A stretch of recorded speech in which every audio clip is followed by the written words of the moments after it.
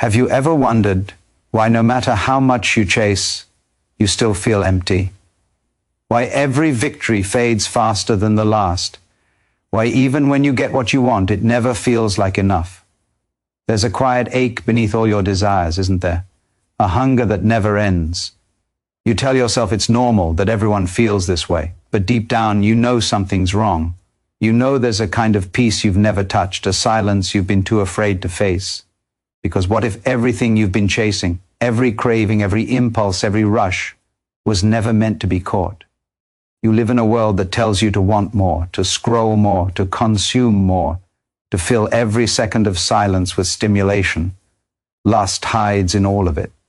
It's not just about bodies. It's about needing, grasping, taking. It promises freedom while tightening the chains. You think you're choosing it, but it's choosing you. It feeds on your attention, your restlessness, your fear of being still. And the more you feed it, the louder it grows. You can't see it, but it's everywhere, shaping what you desire, deciding what you think you need. Every time you reach for that next high, that next distraction, you tell yourself it's harmless. Just one more look, one more scroll, one more escape. But after the rush fades, what's left? The same emptiness, the same voice whispering that something's missing. You've mistaken craving for passion, intensity for connection, and pleasure for purpose. And slowly, without realizing it, you've traded your peace for the illusion of excitement. The truth is, lust doesn't live in your body, it lives in your mind. It's the endless grasping for more, the belief that happiness exists somewhere outside of you. It's the thought that says, when I get this, I'll be enough. But the finish line always moves. You never arrive, because lust was never meant to satisfy you. It was meant to keep you running. And as long as you keep running, you'll never stop to see that everything you're chasing was already within you. You've been taught to believe that stillness is weakness. That silence means you're missing out. But what if stillness is power? What if silence is where the truth hides? The world trains you to crave stimulation because a restless mind is easy to control. A peaceful mind can't be bought. That's why you're bombarded with noise, with images, with false desires. Because if you ever stopped even for a moment, you'd see the game. You'd see that you were never broken. You were just distracted. And once you see it, you can't unsee it. You start noticing how everything you crave fades the second you have it. How the satisfaction never lasts. How the more you want, the more you lose yourself. You realize that lust isn't the pursuit of beauty, it's the fear of emptiness. It's running from the part of yourself that's begging to be still, the part that doesn't need to prove anything, the part that already is. Imagine what would happen if you stopped running, if you stopped giving in to every impulse that calls your name. The world would feel different, wouldn't it? Quieter, slower, but not empty, alive. You'd start to see beauty without needing to possess it. You'd feel desire without letting it consume you.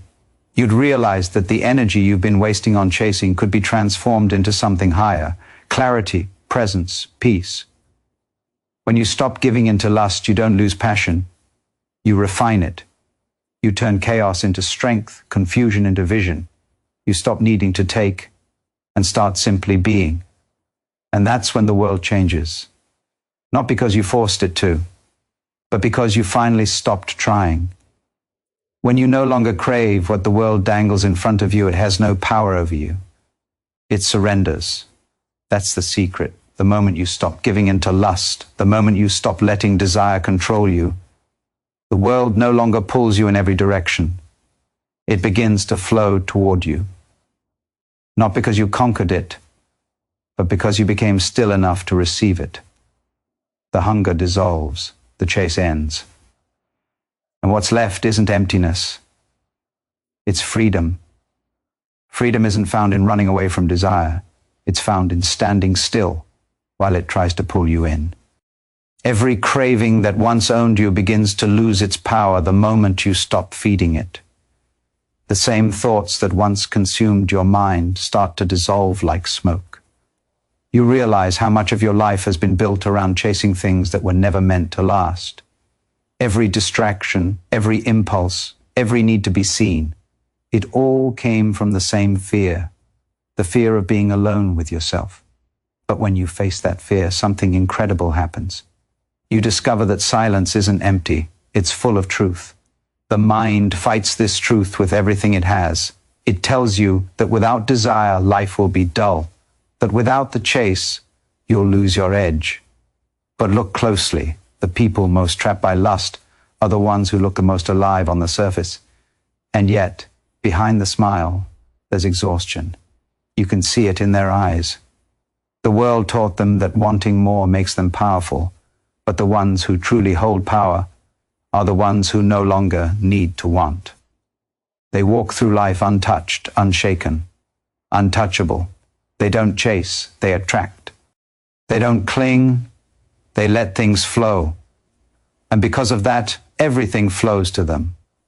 There's a quiet revolution that begins the moment you choose not to be owned by your urges. It's not dramatic, not loud. It's internal. It's the kind of power that can't be faked. You start noticing that what once controlled you now bends to your will, that the energy you wasted on fleeting pleasures becomes fuel for something greater. Clarity, focus, presence. You begin to feel a calm strength rise from within, a kind of peace that doesn't depend on anyone or anything. That's when the world starts to shift. You stop reacting and start creating. You stop reaching outward and begin to expand inward. And this shift doesn't just change your mood, it rewires your reality. The more you detach from lust, the more your mind clears. You see through illusions that once seemed unbreakable. You see how much of your suffering came from wanting things that were never yours to begin with. You stop chasing the world, and the world starts moving toward you.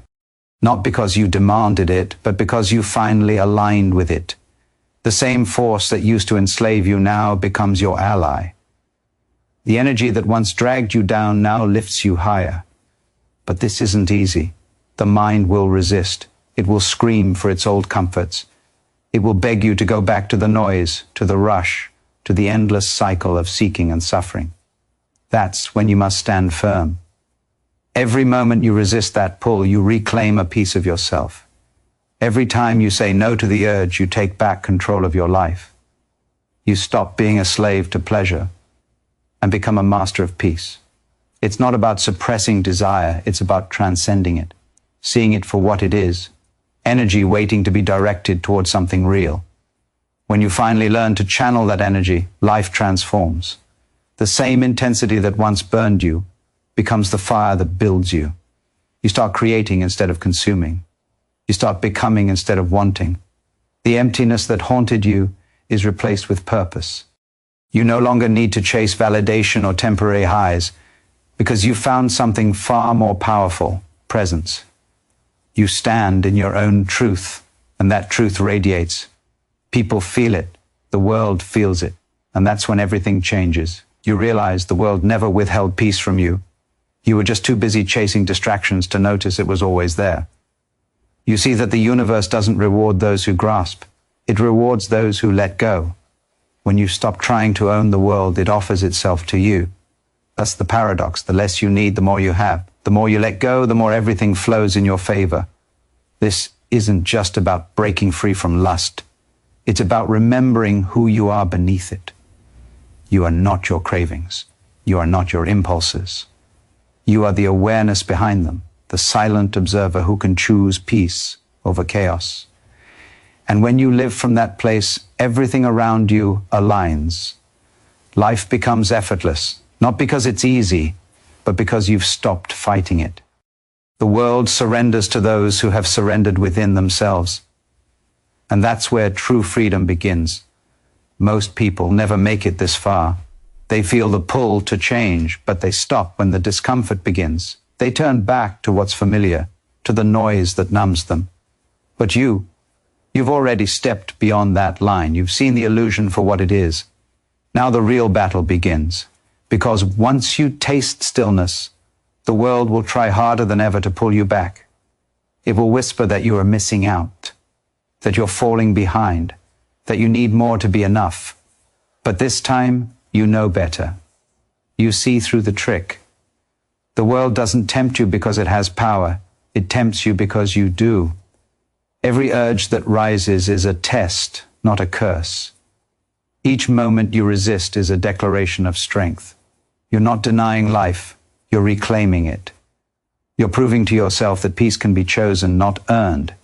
And in that choice, you find the kind of control the world can't understand. Because real control isn't domination. It's freedom from the need to dominate. It's looking temptation in the eye and realizing it has nothing left to offer you. That's when you become untouchable. You start to notice something strange. The same world that once drained you now begins to reflect your stillness. People are drawn to your calm because they can feel what they've been missing. The chaos inside them recognizes the peace inside you. They don't understand it, but they feel it. You've stopped chasing, and now the world starts chasing you. Not because you asked for it, but because stillness has gravity, silence has power. The moment you stop needing anything from life, life starts offering you everything. But don't be fooled, this path demands everything from you. It asks for your attention, your patience, your honesty. It will tear away every illusion of control you've built. It will show you every shadow you've avoided. Because you can't reach freedom without facing what enslaves you. And for most, that's unbearable. But for the few who stay, something miraculous happens. The struggle turns into strength. The resistance becomes peace. You stop trying to escape your mind and instead you master it. This mastery isn't loud. It doesn't boast or beg to be seen. It simply exists, unshakable. You begin to realize that all the chaos you once blamed on the world was really just your own restlessness projected outward. When you become still, the world softens. The storm was never outside, it was inside. And when it ends, everything looks different. The light feels warmer. The air feels cleaner. Every breath feels like a gift you almost forgot how to receive. You no longer crave the high of temporary pleasures because you've found something higher, clarity. You no longer chase attention because you've discovered presence. You no longer search for meaning because you've become it. And the moment you stop fighting for control, life starts to move through you effortlessly. You don't push anymore, you flow. You don't demand, you attract. You don't fear losing because there's nothing left to lose. And this is where true power is born. The power that doesn't need to prove itself. The power that doesn't shout, but commands. The world begins to surrender, not because you forced it, but because you finally stopped resisting it. You become part of the same current you once tried to control. The same energy that drives the tides, grows the trees, and breathes through all living things, now moves through you. You are no longer separate from it. You are it. That's the secret you've been searching for your entire life. The peace that can't be bought, the love that can't be lost, the strength that doesn't depend on anything outside of you. The world surrenders to those who no longer crave it, because they've realized something the rest never do. The universe isn't conquered through force. It opens through surrender. And the moment you let go, the moment you stop chasing, the world stops running. It turns toward you. It kneels before you. Because you finally remembered the truth. You were never meant to take from the world. You were meant to become one with it. You were never meant to live half awake. You were never meant to trade your soul for comfort or your peace for distraction. Somewhere along the way, the world taught you to settle. It convinced you that constant stimulation was happiness, that noise was connection, that speed was progress. But deep down, you know the truth. The moments that changed you weren't loud, they were quiet. The breakthroughs didn't come from chaos. They came when everything stopped. When you finally saw that all your chasing was just a way of avoiding yourself. You've been searching for freedom while carrying your own cage.